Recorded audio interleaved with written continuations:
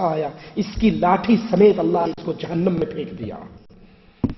جو مسجد میں صرف چوری کرے اس کو یہ عذاب مل رہا ہے، اور جو مسجد دارالسلام کو گرا دے، جو اہل توحید کی مساجد کو توڑ دے، جو اہل توحید کی مساجد کا خون کرے، جو وہاں پر رکھی ہوئی کتاب اللہ کو جلا دے، احادیث کی کتابوں کو جلا دے، سوچ لے قیامت کے دن اس کا کیا ٹھکانہ ہونے والا ہے۔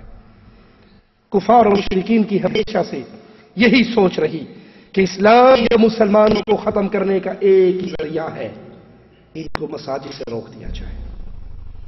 کیبل کے ذریعے، سی ڈیز کے ذریعے، ٹیلی ویژن کے ذریعے، فلموں کے ذریعے، ڈراموں کے ذریعے، گانوں کے ذریعے، یہ ساری بدماشی جو پھیل رہی ہے، کافر اس کی پشت پر ہے۔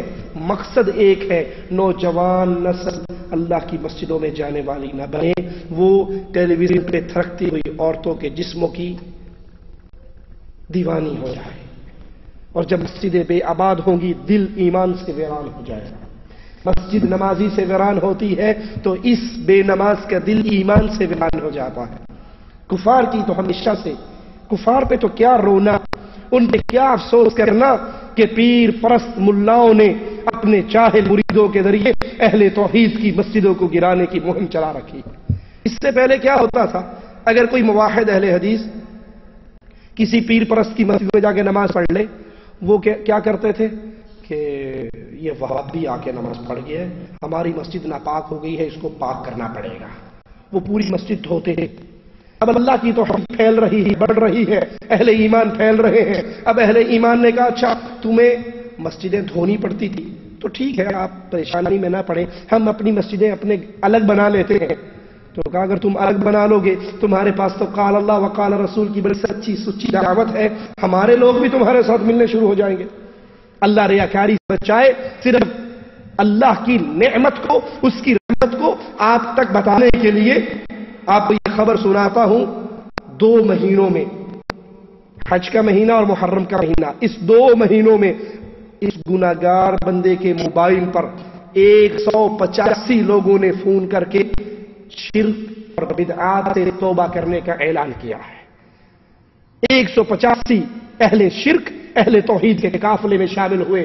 اللہ تجھے تیرے پیارے چہرے کا واسطہ ہے، ہمیں ریاکاری سے محفوظ فرمانا، اس عمل کو اپنی رضا کے لیے قبول فرمانا، ہمیں اپنے دین کے خادموں میں شامل فرمانا۔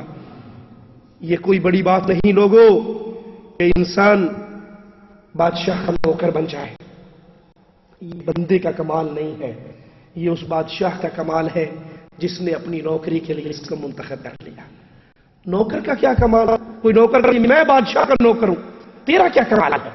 کمال تو اس بادشاہ کا ہے، مہربانی تو اس بادشاہ کی ہے جس نے تجھے اپنا نوکر بنا لیا ہے۔ اللہ سجدے میں پڑھ کے ساری عمر گزار دے تو تیری اس نعمت کا شکر ادا نہیں کر سکتے، تو نے ہم گنہگاروں کو اپنے دین کا نوکر بنا لیا ہے۔ اللہ اس نوکری کو اپنی رضا کے لیے قبول فرما اور ریاکاری سے بچا۔ اہل شرک جب اہل توحید کے بڑھتے ہوئے قافلے کو دیکھتے ہیں، ان کے پیٹ پہ لات پڑتی ہے، ان کے عرس رکتے ہیں، ان کی گیروییں بند ہوتی ہیں، ان کے ہدیے بند ہوتے ہیں، پھر وہ اپنی جاہل عوام کو بڑھاتے ہیں اور اس مرکز کو گرانے کے دربے ہو جاتے ہیں، اس مسجد کو توڑنے کے پیچھے پڑ جاتے ہیں جس مسجد سے لا الہ الا اللہ کا آواز بلند ہو رہا۔ کفار و مشرکین ان کی تو ہمیشہ سے یہ سوچ رہی اور ہے کہ وہ مسلمانوں کو ختم کرے۔ ایک ہی طریقہ ہے، مسلمانوں کو مٹانا ہے تو مسجدوں کو بے آباد کر دو۔ اور کافروں نے جہاں جہاں مسلمان علاقوں پہ قبضہ کیا، سب سے پہلے یا مسجدوں کو تالے لگ رہے ہیں یا مسجدوں کو مسمار کیا ہے۔ انہیں پتا ہے جب تک مومن کا رشتہ مسجد سے باقی رہے گا، اس کے دل میں ایمان کی شمع جلدی رہے گی۔ 897 ہجری میں عیسائیوں نے غرناطہ پر قبضہ کیا تو 700 مسجدوں کو بند کیا۔ 1918 عیسوی میں روس نے قازقستان پر قبضہ کیا تو تمام مسجدیں اور مدارس توڑ دیے۔ ترکمانستان میں 3850 مسجدیں تھیں جنہیں تالے لگا دیے گئے۔ آذربائیجان میں 5000 مسجدوں کو تالا لگایا گیا۔ ازبکستان میں 3000 مسجدیں بند کی گئیں۔ ترکستان میں 14000 مسجدیں مسمار کی گئیں۔ کیمونسٹ انقلاب سے پہلے بلغاریہ میں 1200 مسجدیں تھیں، جن میں سے بیشتر کو گرجا گھروں میں، عجائب گھروں میں، گوداموں میں تبدیل کر دیا گیا۔ 1946 میں یوگوسلاویہ میں کیمونسٹ انقلاب آیا تو 17,000 مسجدوں کو مسمار کیا گیا۔ 1992 میں بوسنیا پر سربوں کے مظالم کے دوران 1645 مسجدیں اور 950 اسلامی مراکز مدارس کو مسمار کیا گیا۔ 1967 میں البانیہ کی حکومت نے 9,000 مسجدیں توڑی۔ کمبوڈیا کی مسلمان بستیوں میں 263 مسجدیں تھیں۔ بدھ مت حکومت نے 255 مسجدیں مسمار کر دی اور 8 مسجدوں کو اپنے جنگلی جانوروں کے مویشیوں کے باڑے میں تبدیل کر دیا۔ برما میں بدھ مت حکومت نے 1945 سے لے کر 1991 تک 1975 مسجدوں کو اور مدارس کو بند کیا۔ چین کے شہر بارن میں 1990 میں 50 مسجدیں بند ہوئیں۔ 1997 میں چین کے شہر سنگیانگ میں 100 مسجدیں شہید کی گئیں۔ ہندوستان میں 6 دسمبر 1992 کو 6 لاکھ ہندوؤں نے 1528 عیسوی میں تعمیر کی گئی ظہیر الدین بابر کی عظیم شان بابری مسجد کو شہید کیا۔ اسرائیلی حکومت نے 1948 سے لے کر اب تک فلسطین میں 1200 مسجدوں کو شہید کیا۔ کافروں کی تو کوشش یہ ہے، کافر تو چاہتے ہی اللہ کی مسجدوں کو توڑنا ہے۔ مومن مسجدیں بنایا کرتے ہیں، کافر توڑا کرتے ہیں۔ مومن مسجدیں آباد کرتے ہیں، کافر مسجدیں ویران کرتے ہیں۔ مومنوں کو یہ درس محمد رسول اللہ صلی اللہ علیہ وسلم نے دیا۔ مسجد قبا بستی میں آئے، مسجد بنائی، مدینے میں اترے، مسجد بنائی۔ یہ اہل ایمان کا طریقہ ہے، یہ اہل ایمان کو ان کے نبی نے سمجھایا ہے۔ اور اہل شرک، اہل کفر مسجدوں کو توڑتے ہیں۔ اہل ایمان کی مسجدوں کو توڑنے والوں، اہل الحدیث کی مسجدوں کو توڑنے والوں، اصلی اہل سنت کی مسجدوں کو توڑنے والوں، قیامت کے دن جب اٹھو گے، ہمارے اس جملے پہ غور کرنا، تمہارا شمار ان لوگوں میں ہوگا جنہوں نے مسجدیں توڑی۔ کافروں کی لسٹ اٹھو گے یا تم مسجد بنانے والوں کی لسٹ میں اٹھو گے؟ اللہ سے دعا ہے اللہ ہمارے دلوں میں مسجدوں کی محبت پیدا فرمائے، مسجد بنانے کی توفیق عطا فرمائے۔ جنت میں جانے کا واللہ شارٹ کٹ راستہ ہے۔ بندے کا عقیدہ ٹھیک ہو، 5 وقت کا نمازی ہو، موحد ہو، نمازی ہو، روزی حلال ہو، وہ اللہ کے لیے ایک مسجد بنا لے۔ بھلے 2 مرلے کی طاقت ہے، 3 مرلے کی طاقت ہے، 10 مرلے کی طاقت ہے، وہ مسجد بنائے۔ یہ مسجد بنا لے، اللہ اس کے لیے جنت میں گھر بنائے گا۔ جب اس کا گھر جنت میں بن جائے گا تو مرنے کے بعد ہر گھر والا اپنے گھر میں ہی جاتا ہے۔ اللہ اللہ اللہ ہمارے گناہوں کو معاف فرما دے، ہماری خطاؤں کو معاف فرما دے، ہماری سیاہکاریوں کو معاف فرما دے۔ ہمیں زندہ رکھ، ایمان پر رکھ، اس حال میں زندہ رکھ۔ تو ہم سے راضی ہو مولا، ہم تیرے دین کی دعوت دینے والے، تیری توحید کے پیغام کو عام کرنے والے۔ اللہ ہمیں موت دینا تو اس حال میں دینا تو ہم سے راضی ہو، ہم تجھ سے راضی ہوں۔ اقول قولی ھذا واستغفر اللہ لی ولکم ولسائر المسلمین فاستغفروہ انہ ھو الغفور الرحیم۔ ایک بھائی نے سوال کیا ہے، قرآن حکیم کی کوئی آیت دیوان خانے میں یا بیڈ روم میں زینت کے لیے لگائی جا سکتی ہے؟ قرآن حکیم دیواروں پہ سجنے کے لیے تو نہیں آیا، یہ سینوں میں سجنے کے لیے آیا ہے، یہ عمل کرنے کے لیے آیا ہے۔ لیکن اگر کوئی شخص قرآن حکیم کی کوئی آیت اپنے گھر میں لگا لیتا ہے تو اس میں حرج کوئی نہیں ہے، لیکن وہ صرف قرآن حکیم کی آیت لگانے پہ اکتفا نہ کرے، خوش نہ ہو۔ اس گھر کو مسلمان کا گھر بنانے والا بھی اس گھر کو مسلمان گھر بنانے کی بھی کوشش کرے۔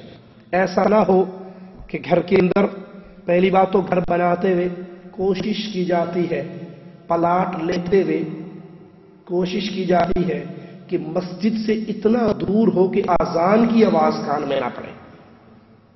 ہمارے ملکوں میں جو پلاٹ مسجد کے ساتھ ہو اس کا ریٹ ویسے ہی گر جاتا ہے، اس کو لینے کے لیے مولوی 24 گھنٹے کان کھاتے رہیں گے، کیا مصیبت ہے، یہاں پلاٹ لینے کی ضرورت ہی نہیں۔ ڈھونڈ کے ماڈل ٹاؤن میں لیتے ہیں، اے بلاک میں لیتے ہیں، جو میلوں تک ان کو مسجد۔ دیکھو شیطان کا بہت بڑا حربہ ہے، کسی بندے کی ہلاکت کے 2 بڑے سبب ہیں۔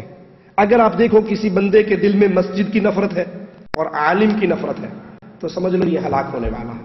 کیوں؟ اللہ کا دین یا مسجد سے ملتا ہے یا عالم کے ذریعے ملتا ہے؟ اور جو مولویوں کا بھی دشمن ہے، مسجدوں کا بھی دشمن ہے، مکان بناتا ہے تو ماڈل ٹاؤن اے بلاک میں جہاں 5-5 میل تک مسجد نہیں ہے، گیا مسجد سے، عالم سے بھی گیا، ٹھیک ہے؟ تو قرآن کی آیت گھر کے دروازے پہ یا گھر کے بیڈ روم میں لکھ کر خوش ہو کر نہ سو جائیے، اس گھر کو محمدی گھر بنائیے۔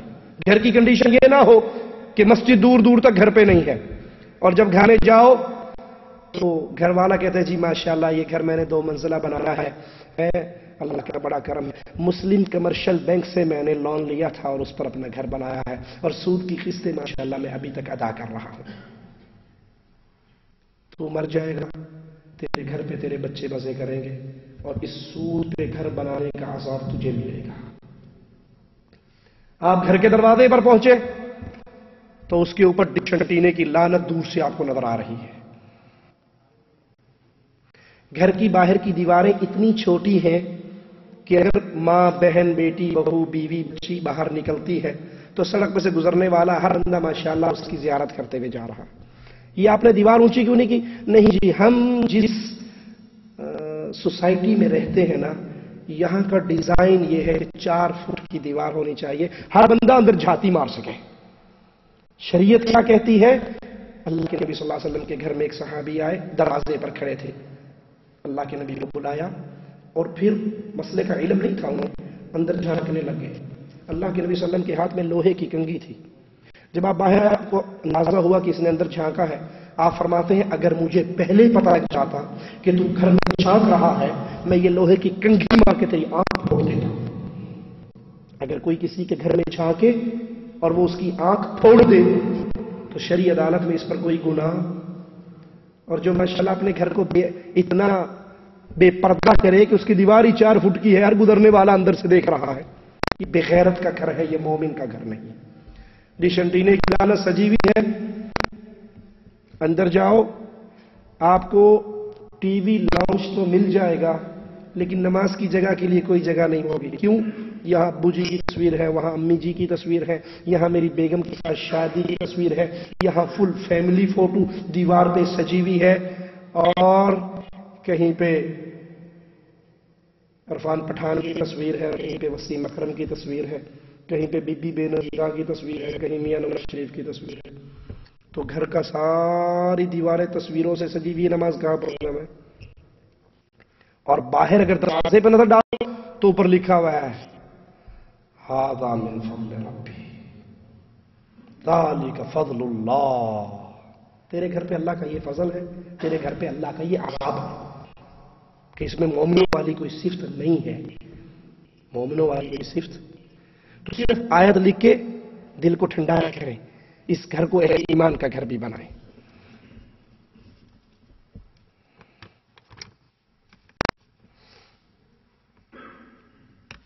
کچھ لوگ پیر پرست اور امام پرست، بریلوی اور دیوبندی عقائد کے حامل یہ فتنہ پھیلاتے ہیں کہ اہل حدیث لوگ اپنی عورتوں کو مسجد میں آنے کی اجازت دے کر فحاشی اور عریانی پھیلا رہے ہیں۔ سوال یہ ہے کیا عورتوں کو مسجد میں آنا فحاشی اور عریانی کا سبب بنتا ہے؟ انا للہ و انا الیہ راجعون۔ اللہ ایسے لوگوں کو ہدایت عطا فرمائے۔ امام الانبیاء علیہ الصلوۃ والسلام فرماتے ہیں اللہ کی بندیوں کو اللہ کے گھروں میں آنے سے نہ روکو، اللہ کی بندیوں کو اللہ کے گھروں میں آنے سے نہ روکو۔ آپ نے فرمایا عورت کے لیے بہترین نماز اس کی اچھی نماز اس کے صحن میں، مسجد سے بہتر ہے وہ اپنے صحن میں نماز پڑھے، صحن سے بہتر ہے اندر والے کمرے میں پڑھے، اندر والے کمرے سے بہتر ہے وہ بیڈ روم کوٹھڑی میں چھپ کے نماز پڑھے، لیکن اس کو اجازت ہے کہ وہ مسجد میں آ کر نماز پڑھے۔ رسول اللہ صلی اللہ علیہ وسلم کے دور میں عورتیں اور مرد اکٹھے ایک ہی مسجد میں نماز پڑھتے تھے، اب تو مسجدیں الگ الگ ہو گئی، اب تو عورتوں کا مدخل الگ ہے، گیٹ الگ ہے، ان کا گیلری ہال الگ ہے، مردوں کا ہال الگ ہے، اور نبی صلی اللہ علیہ وسلم کے دور میں اکٹھی پڑتی تھی۔ صحابہ کرام فرماتے ہیں وہ اس طرح چادروں میں لپٹی ہوتی تھی، فجر کی نماز پڑھ کے واپس جاتی، انسان اپنی ہی بیوی کے پاس سے بھی گزرتا تو پہچان نہ سکتا۔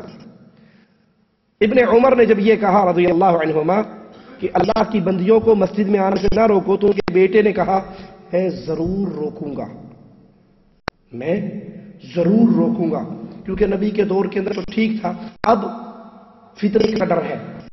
تو ابن عمر نے کہا میں مر